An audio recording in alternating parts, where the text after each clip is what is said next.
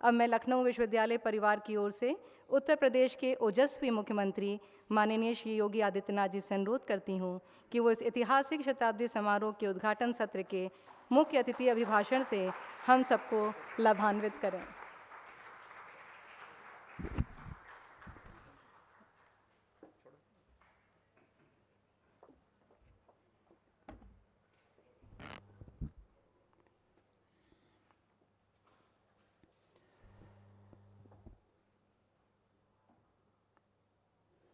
लखनऊ विश्वविद्यालय के शताब्दी समारोह के शुभारंभ कार्यक्रम में उपस्थित उत्तर प्रदेश शासन में मेरे वरिष्ठ सहयोगी, उप मुख्यमंत्री और उच्च शिक्षा के मंत्री डॉक्टर दिनेश शर्मा जी, विभाग के राज्य मंत्री श्रीमती नीलिमा कटियार जी, विश्वविद्यालय के कुलपति प्रोफेसर आलोक राय जी,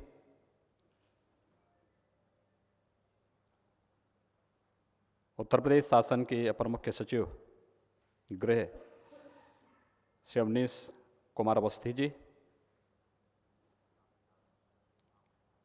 आज के इस शुभारंभ कार्यक्रम में उपस्थित विश्वविद्यालय के सभी आचार्यगण, सभी सम्मानित अतिथिगण, विश्वविद्यालय के सभी उपस्थित छात्र छात्राएं और वर्चुअली मेरे साथ जुड़े हुए हमारे सभी युवा ऊर्जा के प्रतीक, विश्वविद्यालय के हमारे सभी छात्र छात्राएं, मैं सबसे पहले लखनऊ विश्वविद्यालय को 100 वर्षों की एक शानदार यात्रा के लिए हृदय से बधाई देता हूं। पूरे विश्वविद्यालय परिवार का अभिनंदन करता हूं कि अपने 100 वर्षों की इस जीवंत यात्रा को आगामी 100 वर्षों के लिए जीवंत बनाए रखने के लिए विश्वविद्यालय अपना शताब्दी वर्ष समारोह का आयोजन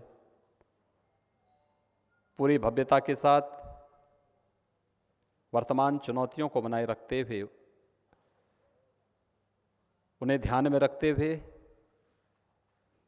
आज उन कार्यक्रमों का शुभारंभ कर रहा है। मैं इसके लिए विश्वविद्यालय परिवार को हृदय से साधुवाद देते हुए इस साहसिक कदम के लिए हृदय से अभिनंदन भी करता हूं।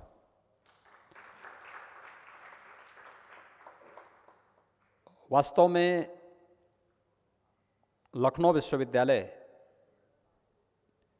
अपनी स्थापना के 100 वर्ष पूर्ण होने के साथ ढेर सारी उपलब्धियां अपने साथ लेकर के आया ही है, लेकिन यह स्थापना दिवस समारोह हमारे ऐसे समय में हो रहा है जहां एक और हमारे सामने चुनौती है वैश्विक महामारी कोविड-19 की, और दूसरी ओर हमारे सामने एक नई राष्ट्रीय शिक्षा नीति देश के यशस्वी प्रधानमंत्री के विजन के रूप में देशवासियों के सामने आई है। इन दोनों में से बहुत कुछ हम लोग ले सकते हैं। याद करना, किसी व्यक्ति, किसी संस्था या किसी समाज की योग्यता और क्षमता सामान्य अवसर पर तो हर एक अपनी क्षमता और योग्यता को प्रदर्शित कर सकता है, लेकिन चुनौती से उभरा हुआ आग से तपा हुआ सोना ही खरा होता है। और मुझे लगता है कि कोविड-19 के प्रोटोकॉल का पालन करते हुए हम शैक्षणिक जगत की गुणवत्ता को बनाए रखते हुए शैक्षिक क्षेत्र के शोध की उत्कृष्टता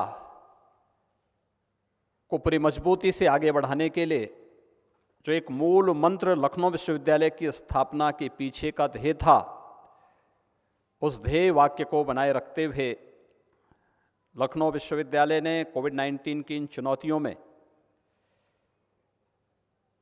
न केवल तकनीक का उपयोग करते हुए वर्चुअल क्लासेस प्रारंभ की, अभी तो आदरणीय प्रधानमंत्री जी के वोकल फॉर लोकल यानी आत्मनिर्भर भारत की परिकल्पना को साकार करने के लिए किए जा रहे प्रयास इन 100 वर्षों की उपलब्धियों के साथ एक सोने में सुहागे का काम करता है।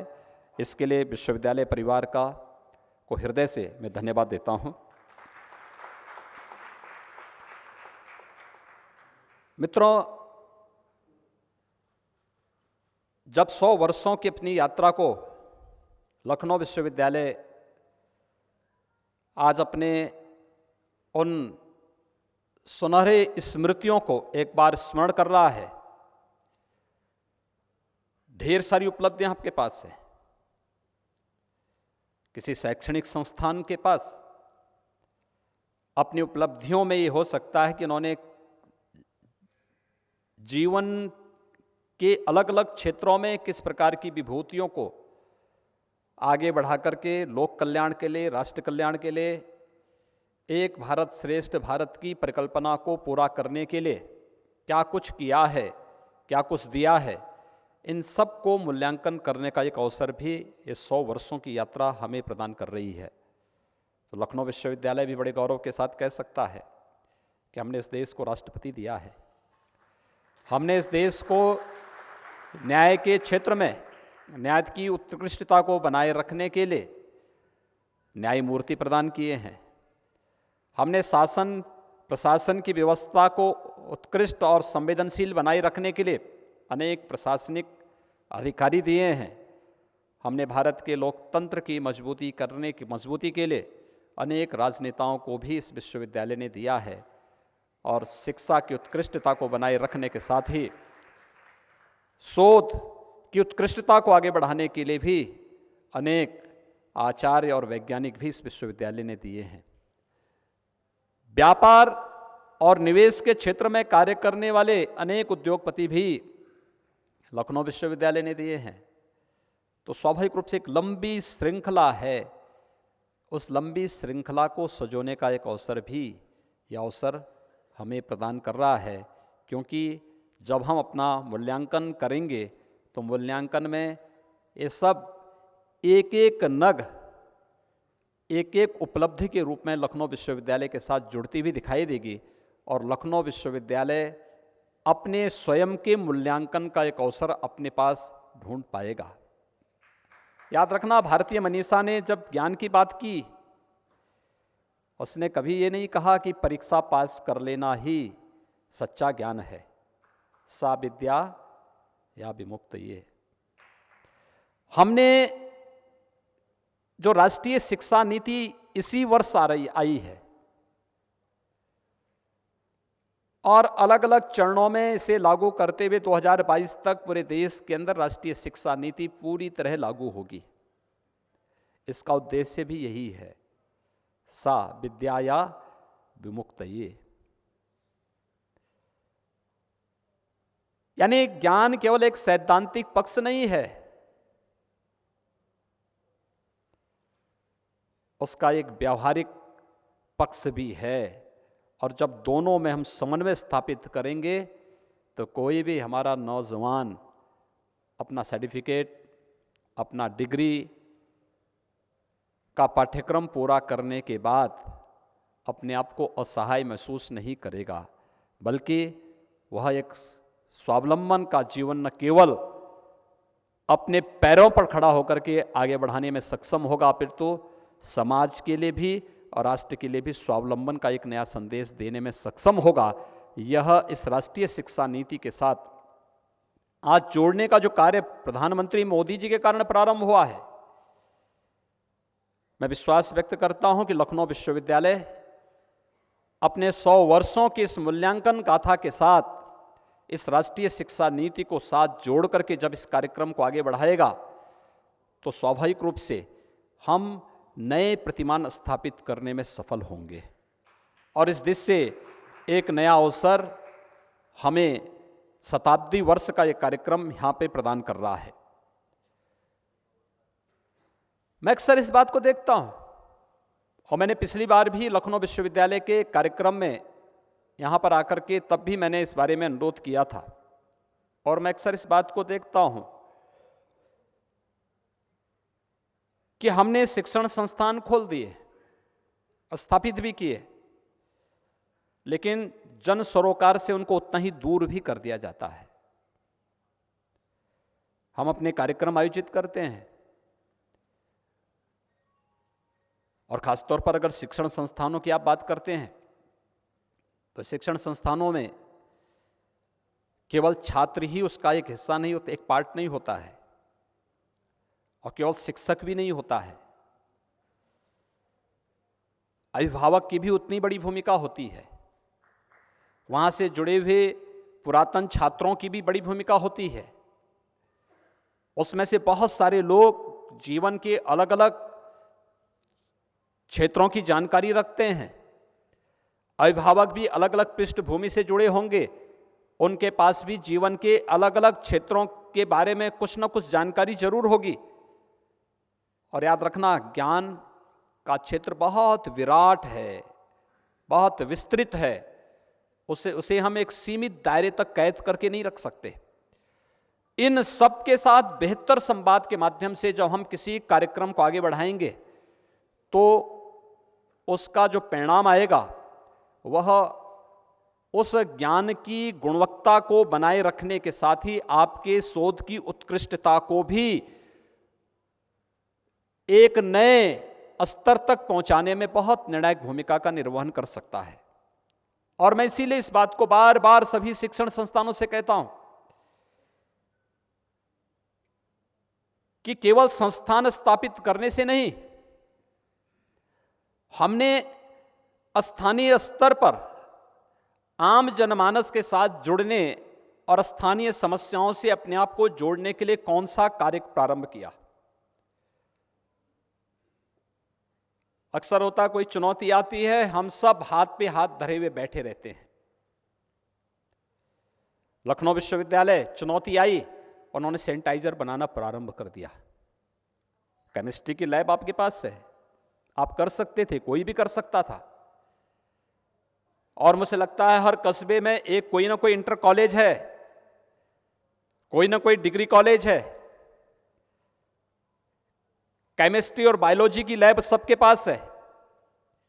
वे लोग वहां पर सैनिटाइजर बनाने का काम हर एक स्तर पर हो सकता था, एक सामान्य फार्मूला था। हम उस सूत्र का उपयोग करते हुए, इस कार्य को करते हुए लोगों को इसके प्रति जागरूक कर सकते थे। लेकिन चूंकि हमें इस प्रकार की प्रेरणा नहीं थी, इसलिए हर एक व्यक्ति अपने को केवल इस भरोसे था कि जब सरकार की तरफ से सैनिटाइजर आएगा, सरकार की तरफ से जब ये पहल होगी, तब हम इस कार्यक्रम को आगे बढ़ाएंगे। देखिए, कोई भी समाज तब तक स्वावलंबी और आत्मनिर्भर नहीं बन सकता जब तक वह सरकार का पिछलग्गू होगा। समाज जब आगे चलेगा, सरकारें पीछे रहेंगी, तो कोई भी समाज और कोई भी राष्ट्र आत्मनिर्भर बन सकता है, स्वावलंबी बन सकता है, और स्वावलंबी समाज ही आत्मनिर्भरता की गारंटी हो सकता है। लेकिन जब सरकार आगे रहेगी और समाज पीछे रहेगा, तो हमें हर छोटी बड़ी जरूरत के लिए सरकार पर निर्भर रहना पड़ेगा। और दुर्भाग्य से हम लोगों ने आजादी के बाद इस देश को उसी दिशा में ले जाने का प्रयास किया, और आज प्रधानमंत्री मोदी जी ने राष्ट्रीय शिक्षा नीति के माध्यम से एक बार फिर से समाज को आगे करके और सरकार को इसके माध्यम से समाज को स्वावलंबन और आत्मनिर्भरता की ओर ले जाने का जो एक अभिनव प्रयोग प्रारंभ किया है, यही न केवल एक भारत श्रेष्ठ भारत का मूल मंत्र है, बल्कि आत्मनिर्भर भारत का भी मूल मंत्र यहीं से प्रारंभ होता है। हम लोगों को उस दिशा में प्रारंभ करना होगा। और खासतौर पर उत्तर प्रदेश सरकार ने जो एक कार्यक्रम प्रारंभ किया, मुझे याद है जब 2018 में उत्तर प्रदेश की प्रथम स्थापना दिवस के कार्यक्रम में उत्तर प्रदेश के स्थापना दिवस का कार्यक्रम उत्तर प्रदेश शासन के स्तर पर नहीं मनाया जाता था, जनता के स्तर पर भी नहीं। मुंबई में एक कार्यक्रम होता था, शेष अन्य जगह इस प्रकार के कार्यक्रम नहीं होते थे।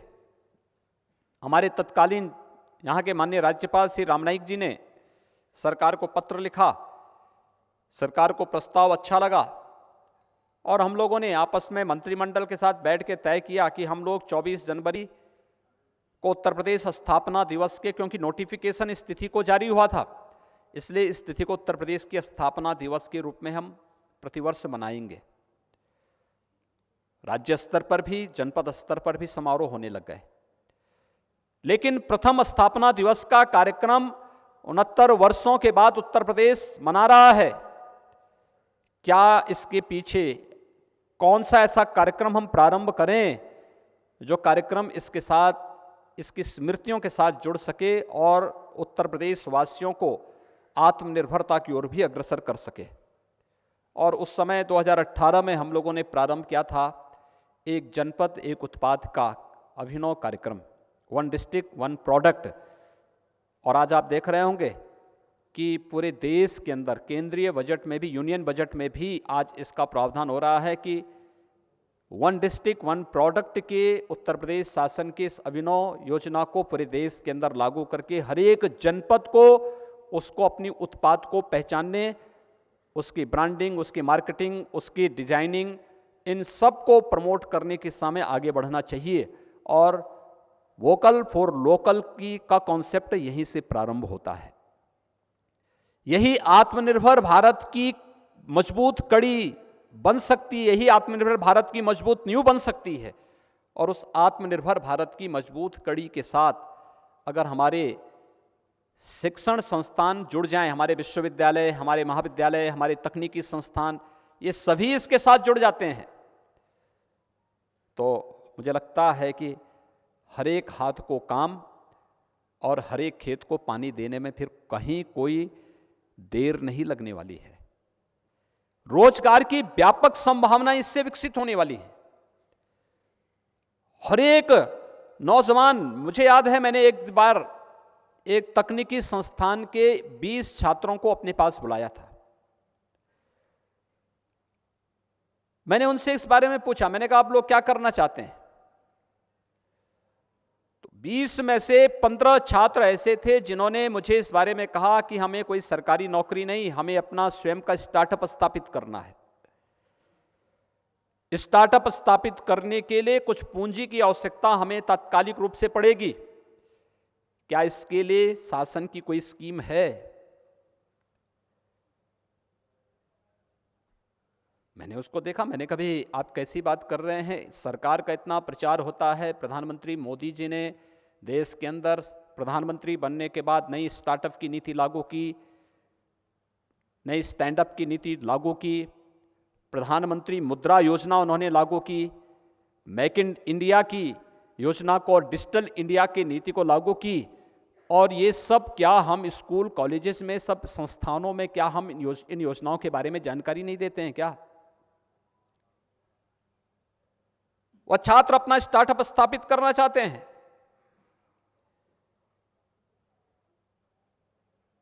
उन छात्रों को अपने स्टार्टअप को स्थापित करने के लिए एक छोटी पूंजी की आवश्यकता है। लेकिन हमने प्रधानमंत्री मुद्रा योजना के बारे में उन छात्रों को अवगत नहीं कराया, और इसका परिणाम है कि जो छात्र अपने नवाचार के माध्यम से शासन की योजनाओं के साथ जुड़कर स्वयं का स्टार्टअप स्थापित करके ढेर सारे रोजगार और नौकरी की संभावनाओं को आगे बढ़ा सकते थे, उन छात्र छात्राओं को शासन की योजनाओं के साथ न जोड़ने के कारण वे उनसे वंचित हैं और वे चाहते हुए भी उनको नौकरी के लिए भटकना पड़ता है। हमें कहीं ना कहीं सोचना पड़ेगा। वोकल फॉर लोकल के बारे में,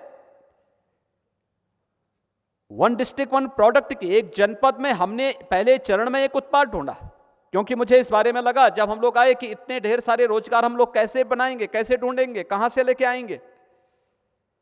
तब तक प्रदेश में निवेश के लिए भी अनुकूल वातावरण नहीं था।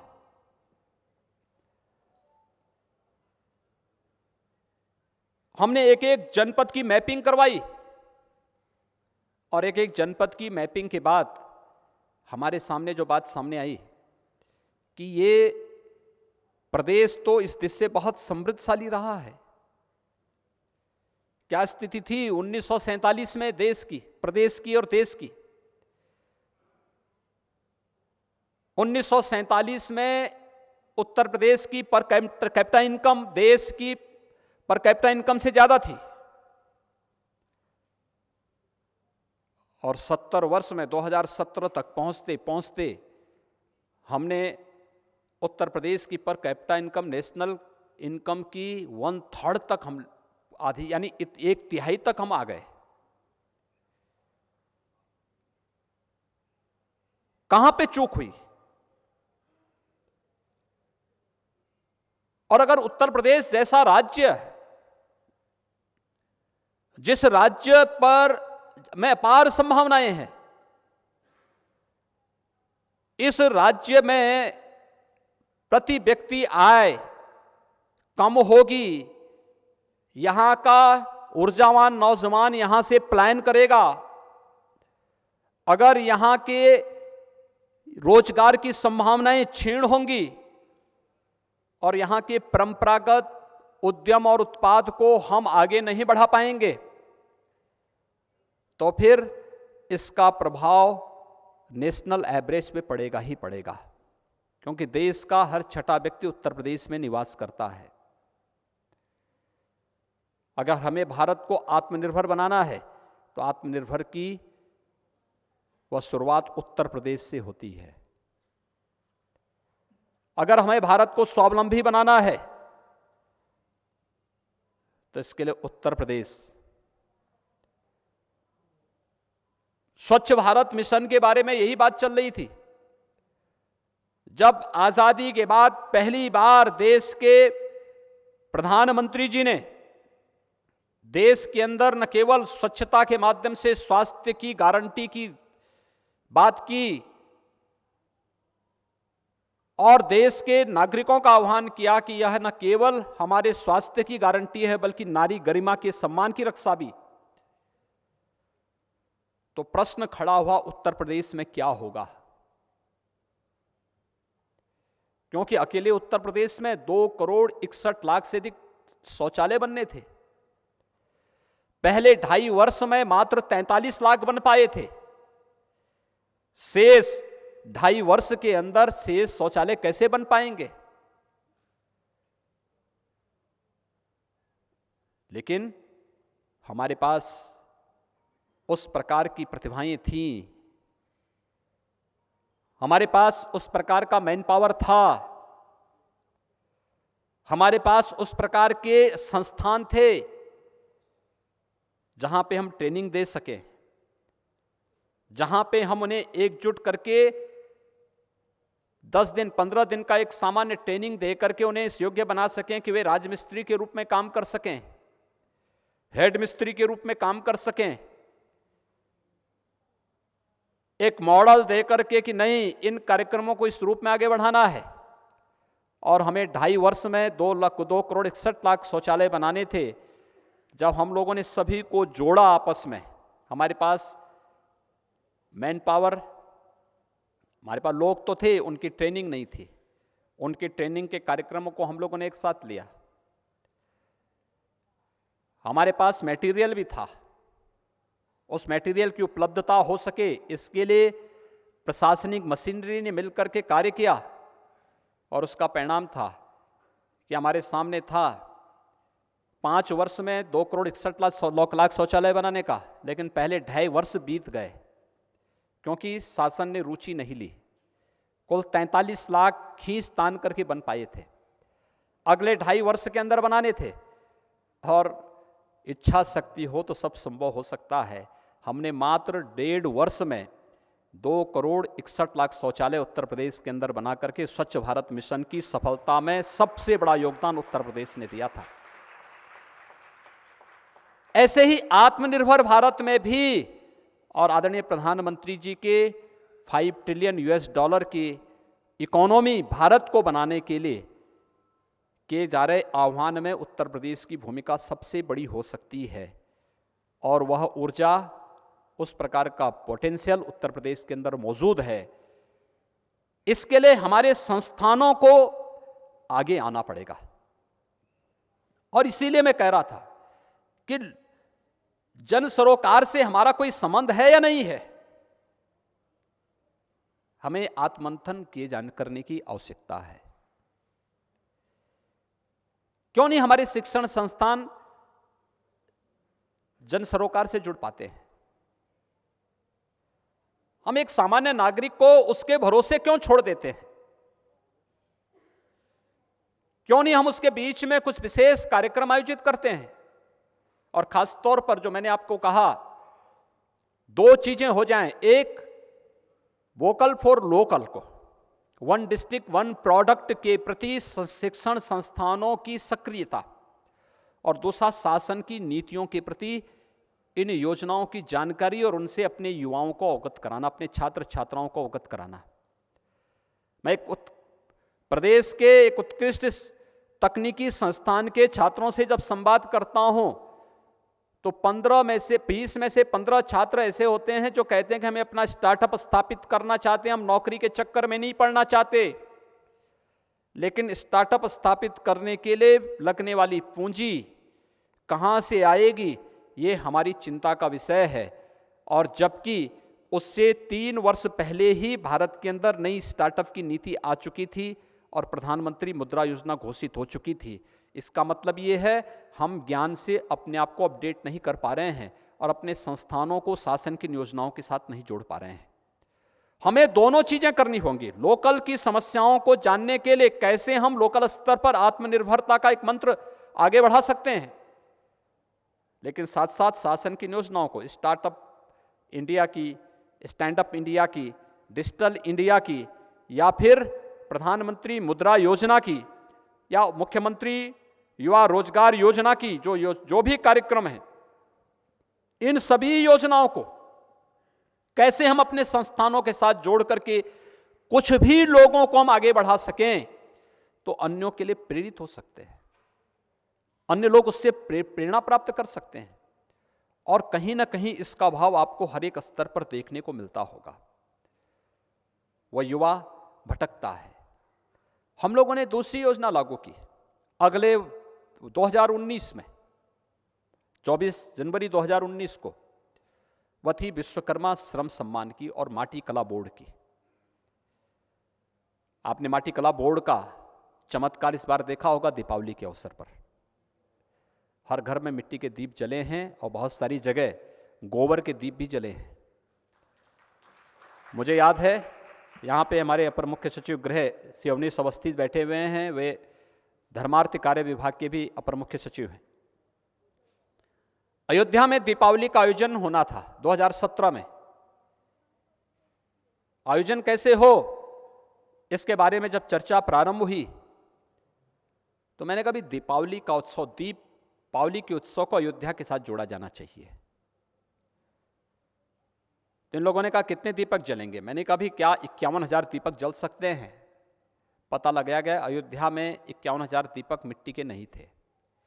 हम लोगों ने पूरे प्रदेश से 51,000 दीपक इकट्ठा करवाए थे और तब अयोध्या में हम दीपोत्सव के कार्यक्रम को संपन्न कर पाए थे।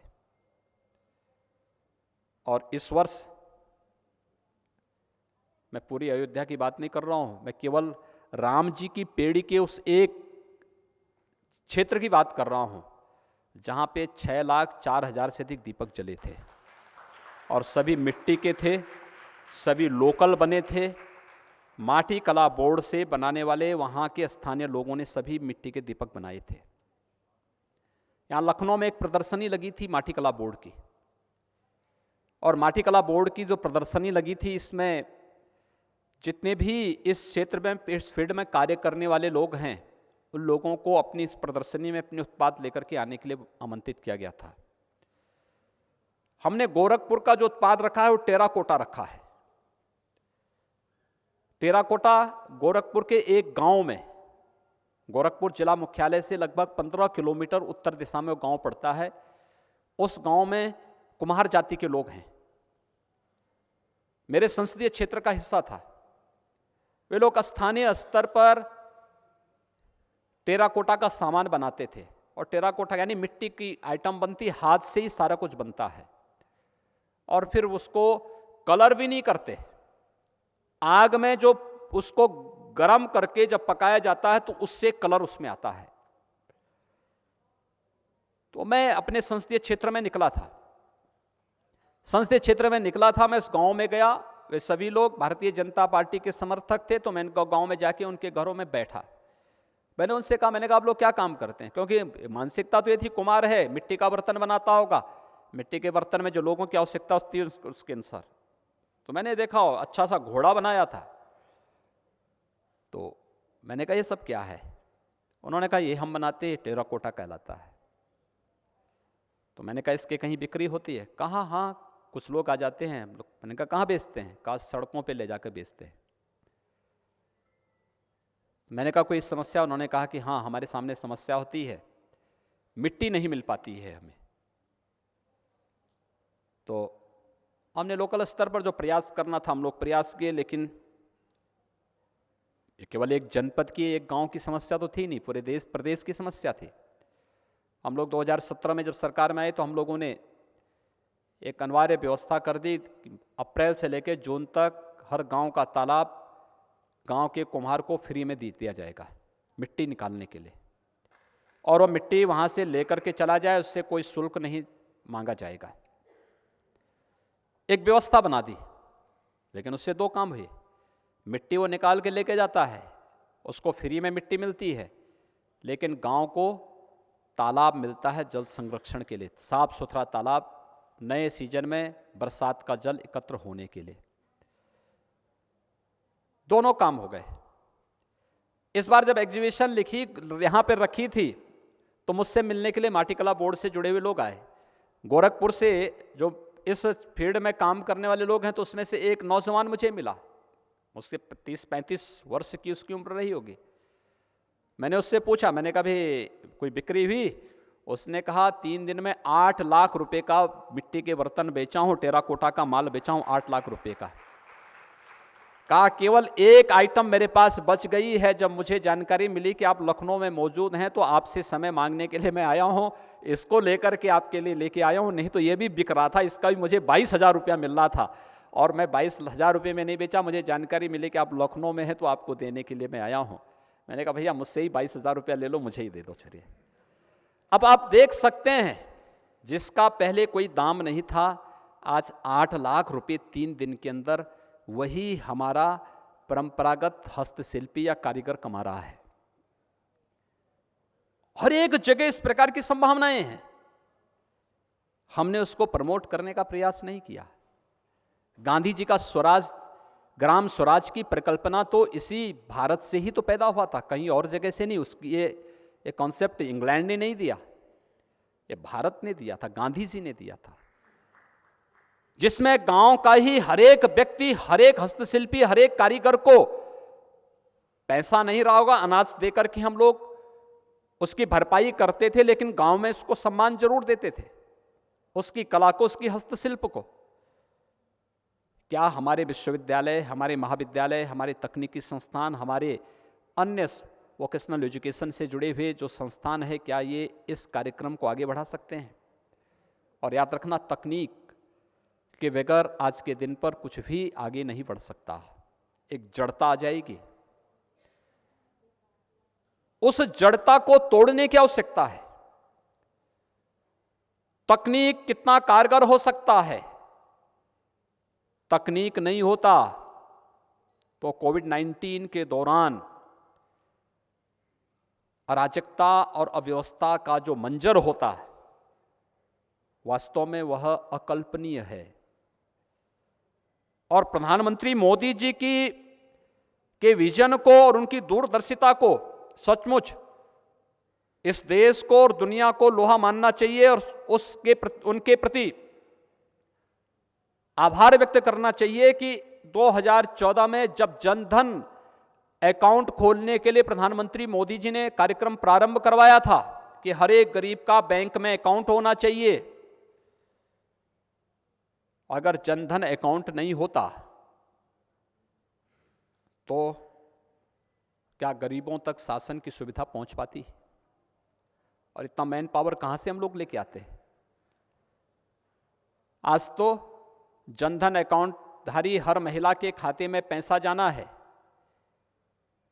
एक क्लिक किया पैसा उतने करोड़ लोगों के खातों में चला गया। प्रदेश के अंदर 2 करोड़ से अधिक किसानों के खाते में प्रधानमंत्री किसान सम्मान निधि का पैसा जाना था, इसके लिए एक क्लिक किया 2 करोड़ लोगों के अकाउंट में पैसा चला गया। हमें प्रदेश के अंदर 87 लाख वृद्धावस्था पेंशनधारी, निराश्रित महिला पेंशनधारी और दिव्यांग पेंशनधारी जो लाभार्थी थे उनके खातों में पैसा भेजना था। हमने एक क्लिक किया और पैसा उनके अकाउंट में पहुंच गया। यह तकनीक का कमाल है और बीच में कोई हेर फेर भी नहीं हो सकता। ऐसा भी नहीं कि अगर 2000 रुपया जा रहा है कि भाई देखो 1500 ही जाएगा, 500 रुपये नहीं जाएगा। और ये भी कोई नहीं कह सकता कि हम 100 रुपया भेजते हैं नीचे 10 ही रुपया पहुंच रहा है। आज तो 100 भेज रहे हैं तो 100 का 100 लाभार्थी के खाते में जा रहा है। कोई बीच में उसको, कोई मीडिएटर बीच में उसमें कोई घालमेल नहीं कर सकता है, अपना हिस्सा लेने का दुस्साहस नहीं कर सकता है। यह है तकनीक का लाभ। और तकनीक का लाभ किस रूप में हुआ है? जो वर्चुअल क्लासेस चली हैं। आज मुझे बहुत अच्छा लगता है जब मैं छोटे बच्चों से बातचीत करता हूं। बहुत सारे लोग आते हैं अपने छोटे बच्चों को लेकर के, मैं उनसे पूछता हूं तुम लोग स्कूल नहीं जाते हो भाई? वो कहते हैं साहब ऑनलाइन क्लास पढ़ रहे हैं। आप कैसे कह रहे हैं हम पढ़ाई नहीं कर रहे हैं? कोविड है, हम स्कूल नहीं जा रहे हैं, स्कूल नहीं खुल रहा है, लेकिन क्लासेस तो हमारी ऑनलाइन चल रही। छोटे छोटे बच्चे बोलते हैं, यानी जो फर्स्ट में हैं, सेकंड में हैं, वे सब बच्चे भी बोल रहे हैं हम ऑनलाइन क्लास पढ़ रहे हैं। वर्चुअल क्लासेज, ई कंटेंट ने एक चेंज किया है, ज्ञान के दायरे को बढ़ाया है। लखनऊ विश्वविद्यालय ने जो कार्य इस दिशा में किया, बहुत सराहनीय पहल थी। डिजिटल लाइब्रेरी के माध्यम से नई नई चीजें देखने को मिली हैं, एक नई प्रतिस्पर्धा प्रारंभ हुई है। ये चीजें इस बात को बताती हैं कि जितना विस्तृत हम कर सकेंगे ज्ञान के दायरे को और जितना व्यवहारिक बना पाएंगे, वह उतना ही उत्कृष्ट रूप में हम सब की छवि को और हम सब को प्रस्तुत करने में सहायक होगा। लखनऊ विश्वविद्यालय का 100 वर्षों का एक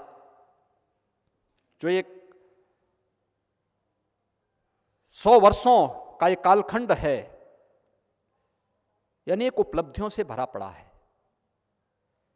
याद रखना, अपनी उपलब्धियों पर गौरव की अनुभूति करना, लेकिन साथ साथ अपनी कमियों का भी मूल्यांकन समय समय पर करके उसका परिमार्जन करने की तैयारी करना। व्यक्ति, संस्था या समाज, उसके आदर्श क्या हैं और कौन हैं, ये उसके आगे की यात्रा तय करती है। और जब हम लोग इस सभागार में आए, मुझे बहुत अच्छा लगा। मैं सभागार में आया, मैं ऊपर देख रहा था, संत तुलसीदास जी हैं, महर्षि भारद्वाज हैं, वारा मिहिर हैं, ऋषि कणाद हैं, सुश्रुत हैं, रामानुजम और आर्यभट्ट के चित्र यहाँ पर इस बात को प्रस्तुत करते हैं कि हम लोग अपनी ज्ञान की यात्रा को कहाँ और किस दिशा में ले जाना चाहते हैं। मुझे विश्वास है कोविड-19 की चुनौतियों के बावजूद हमारे उप मुख्यमंत्री डॉक्टर दिनेश शर्मा जी के नेतृत्व में उत्तर प्रदेश के अंदर शिक्षा विभाग ने जो अच्छे कार्य किए हैं, हर एक क्षेत्र में कुछ ना कुछ परिवर्तन हुआ है। और मुझे लगता है राष्ट्रीय शिक्षा नीति जब लागू हुई तो सबसे पहले उसका प्रेजेंटेशन और उसकी तैयारी उत्तर प्रदेश ने देश के सामने प्रस्तुत किया कि हाँ हमने, क्योंकि स्टीयरिंग कमेटी हम लोगों ने, शासन ने डॉक्टर दिनेश शर्मा जी के नेतृत्व में बनाई है और उन्होंने उस दिशा में लगातार बैठकें, लगातार माननीय राज्यपाल जी का मार्गदर्शन लेकर के इन कार्यक्रमों को आगे बढ़ाना प्रारंभ किया। जब देश के अनेक संस्थान हमारे साथ बैठक करते हैं, पूछते हैं क्या इसमें प्रोग्रेस है यूपी की, उनको लगता है कि जो लोग तैयार होकर के आते हैं वो काम पहले यहां हो चुका होता है। तो ये उत्तर प्रदेश की तैयारी को प्रस्तुत करता है। दूसरा, यहां पर शैक्षिक कैलेंडर को जारी करते हुए शैक्षिक सत्र व्यवस्थित तरीके से उच्च शिक्षण का हो, माध्यमिक शिक्षा का हो, बेसिक शिक्षा का हो, नियमित रूप से आगे बढ़ रहा है। नकल विहीन परीक्षा हो, लेकिन एक शिक्षा की गुणवत्ता से युक्त माहौल हमारे शिक्षण संस्थानों में हो, इस पर भी बेहतर कार्य यहाँ पर हुआ है। और इस दिशा में जो अलग अलग विश्वविद्यालयों के लिए कुछ नए स्थानीय स्तर पर शोधपीठ स्थापित करने की कार्रवाई प्रारंभ हुई। अगर लखनऊ विश्वविद्यालय में ही आप देखें, महात्मा गांधी अंतर्राष्ट्रीय रोजगार पीठ की स्थापना यहां पर हुई। पंडित दीनदयाल उपाध्याय शोधपीठ की स्थापना इस विश्वविद्यालय में की गई। अटल सुशासन पीठ की स्थापना भी इस विश्वविद्यालय में की गई। भावराव देवरस शोधपीठ की स्थापना भी इस विश्वविद्यालय में की गई। और कश्मीर शैव दर्शन और सौंदर्य शास्त्र पर अध्ययन और शोध के लिए भी अभिनव गुप्त के नाम पर भी एक शोधपीठ की स्थापना यहाँ पर की गई। ये विश्वविद्यालय के अंदर चलने वाले निरंतर उत्कृष्ट शोध और उससे संबंधित अध्ययन के कार्यक्रमों को आगे बढ़ाने की एक श्रृंखला का हिस्सा है। उत्तर प्रदेश शासन ने ही काशी हिंदू विश्वविद्यालय में हम लोगों ने एक वैदिक विज्ञान शोधपीठ की स्थापना की है। और आप देखना, बहुत उत्कृष्ट कोटि का शोधपीठ हो रहा है। आदरणीय प्रधानमंत्री जी के मार्गदर्शन में उस कार्यक्रम को वहां पे आगे बढ़ाने का कार्य हो रहा है। पूरी वैदिक परंपरा पर, रामायण की परंपरा पर, पुराणों की परंपरा पर उस शोध को आगे बढ़ाने के लिए क्या था? पुष्पक विमान। आज से 150 साल पहले, 200 साल पहले पुष्पक विमान के बारे में लोग ये मानते रहे होंगे कि कपोल कल्पना है, लेकिन आज तो ये साकार हुआ है। आज तो लोग देख रहे हैं। क्या है ये ध्वनि विज्ञान? क्या है? मानव की चेतना का आयाम कहां तक विस्तृत है? मुझे लगता है भारतीय मनीषा बहुत पहले इसके बारे में बोल चुका है। बहुत पहले इसके बारे में उन सब को व्यक्त भी कर चुका है। और ये वैदिक विज्ञान का जो संस्थान काशी में भी स्थापित किया उत्तर प्रदेश शासन ने, यह इस भारत की ज्ञान की परंपरा को भी आने वाली पीढ़ी के साथ साथ देश और दुनिया के सामने प्रस्तुत करने के उत्कृष्ट माध्यम बनेंगे। ऐसे हर विश्वविद्यालय में कोई ना कोई नया शोधपीठ स्थापित करने, हम स्थानीय परंपरा को भी प्रमुखता के साथ आगे बढ़ाएंगे। लोक कला हो, लोक गाथा हो, लोक परंपराएं हो। स्थानीय स्तर पर जिन महापुरुषों ने लोक भाषा में भी कुछ भी लेखन किया है, कुछ भी चिंतन किया है, उसको भी आगे बढ़ाने का कार्य करेंगे। आखिर रामचरितमानस लोक भाषा में रची गई, लेकिन राम की गाथा को कितनी लोकप्रिय तरीके से, कितनी लोकप्रिय हुई है, जन जन में गाई जाती है। कितना उत्कृष्ट कार्य इसमें हुआ है। क्या इस पे हम आगे शोध को बढ़ावा देने का कार्य कर सकते हैं? रामायण महर्षि वाल्मीकि ने लौकिक भाषा में संस्कृत का पहला महाकाव्य दुनिया का पहला महाकाव्य है रामायण, जो लौकिक भाषा में, लोक की भाषा में रचा गया, उत्तर प्रदेश की धरती से हुआ है। ऐसे अनगिनत कबीर का साहित्य है, महायोगी गोरखनाथ का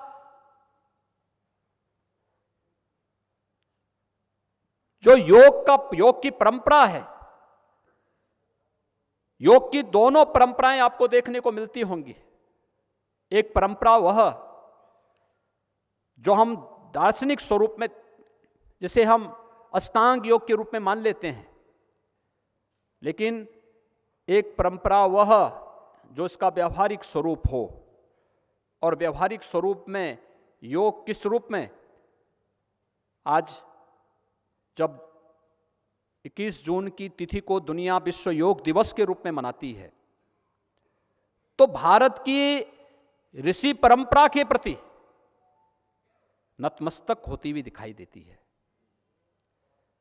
प्रधानमंत्री मोदी जी ने वैश्विक मंच पर योग की परंपरा को स्थापित करने का कार्य रहा हो, या फिर कुंभ को वैश्विक स्तर पर पहुंचा करके मानवता के अमूर्त सांस्कृतिक धरोहर के रूप में हम इसे सम्मान दिला सकें, यह कार्य उसी रूप में आगे बढ़ाने का कार्य हुआ, ये उसी श्रृंखला का हिस्सा है। योग और कुंभ की परंपराएं अगर वैश्विक मंच पर स्थापित हो सकती हैं, तो अन्य कार्यक्रम स्थानीय स्तर पर अगर हम उसको प्रोत्साहित करें, अलग अलग भाषा में, अवधी में, भोजपुरी में, मैथिली में, बुंदेलखंडी में, ब्रज में अनेक उत्कृष्ट काव्य रचे गए, अनेक ऐसे कार्यक्रम और लोक कलाएं और लोक गाथाएं हैं जिन्हें संरक्षण करने का कार्य भी हमारे संस्थानों को करना पड़ेगा, क्योंकि ये लोक परंपरा, लोक संस्कृति और लोक से जुड़ी हुई इन परंपराओं का संरक्षण अगर स्थानीय स्तर पर हम लोग कर सकें और अलग अलग संस्थान अलग अलग कार्यों को लेकर के आगे बढ़ता है, तो मुझे लगता है कि यह आत्मनिर्भर भारत की एक नई पूंजी के रूप में आगे बढ़ सकता है। और मुझे विश्वास है कि जब 100 वर्षों की इस यात्रा को हम लेकर के आगे बढ़ रहे हैं, हमारे लिए गौरव का क्षण भी है, हमारे लिए अपना मूल्यांकन करने का अवसर भी है। और इन सभी कार्यक्रमों को आगे बढ़ाने में लखनऊ विश्वविद्यालय सफलतापूर्वक आगे बढ़ेगा। एक अच्छी शुरुआत विश्वविद्यालय ने प्रारंभ की है कि हम तकनीक के साथ भी जुड़ रहे हैं, लोक के साथ भी जुड़ रहे हैं, आत्मनिर्भर भारत की परिकल्पना को साकार करने की दिशा में भी महत्वपूर्ण कदम उठा रहे हैं। और साथ साथ हम लोगों ने यह भी तय किया है कि हम लोकल उत्पाद को स्थानीय स्तर पर कैसे प्रमोट कर सकते हैं। और मुझे लगता है कि उत्तर प्रदेश जैसा समृद्धशाली राज्य अन्यत्र नहीं मिल पाएगा, इस दिशा में ठोस प्रयास किए जाने की आवश्यकता है। मैं एक बार फिर से लखनऊ विश्वविद्यालय के शताब्दी वर्ष के शुभारंभ के अवसर पर लखनऊ विश्वविद्यालय परिवार को हृदय से बधाई देता हूं। एक शानदार यात्रा के लिए हृदय से अभिनंदन भी करता हूं और विश्वास व्यक्त करता हूं कि प्रदेश सरकार लखनऊ विश्वविद्यालय की शानदार यात्रा को अति शानदार बनाने में अपना भरपूर सहयोग करेगी। आप सबके प्रति मेरी शुभकामनाएं। बहुत बहुत धन्यवाद। जय हिंद।